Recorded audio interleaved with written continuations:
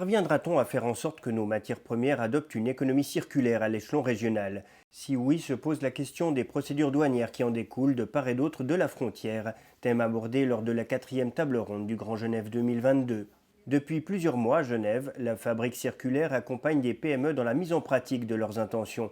Ce qui manque, selon Bérénice Guibou, c'est une mesure tangible du bienfait économique de la démarche. Je ne peux pas te dire de chiffres, vous pourrez faire tant d'économies, mais je pense que ça devient de plus en plus rentable et il sera de moins en moins un frein et peut-être même un levier avec des filières plus locales de réemploi, de recyclage, peut-être même qu'on arriverait à diminuer ses coûts.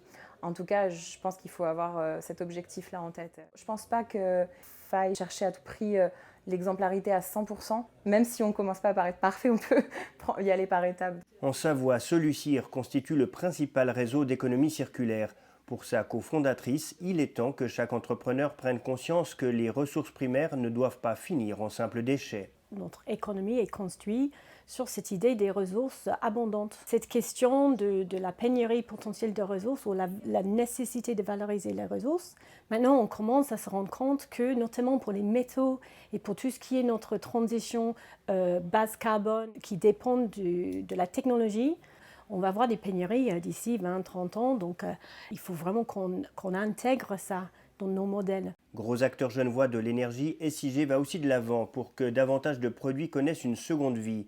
Mais avant d'enclencher des synergies transfrontalières efficaces, encore faut-il identifier les leviers d'action, ce que décrit Maud Jacot sur la base d'une étude. L'étude d'accélération économie circulaire du Grand Genève, elle a vraiment servi à poser les bases de ces priorités pour vraiment identifier là où il y avait des fragilités au niveau du territoire en termes de résilience, dépendance aux importations, fuite économique.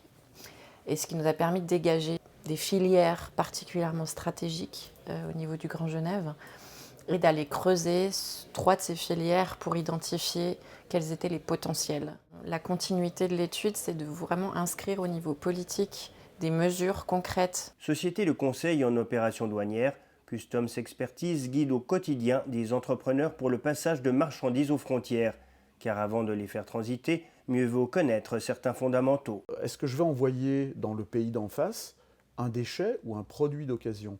Et si vous qualifiez le produit d'occasion de déchet, là vous rentrez sous le traitement de la Convention de Bâle et des réglementations qui ont été édictées aussi bien côté suisse que côté français. Vous devez remplir un papier, vous devez donner une destination aux déchets verts de traitement ou d'élimination prévus. Si mon déchet n'est pas un déchet, là je rentre dans le circuit tout à fait traditionnel douanier d'une marchandise. Les douanes, on doit les considérer comme des partenaires de l'entreprise. Le flux de produits et déchets qui passe entre la Suisse et la France, ou inversement, répond donc à des procédures précises. Le plus simple est sans doute de s'adresser à son autorité de surveillance. Cela ne doit en tout cas pas décourager les entreprises à revaloriser ou du moins à recycler leurs matières premières.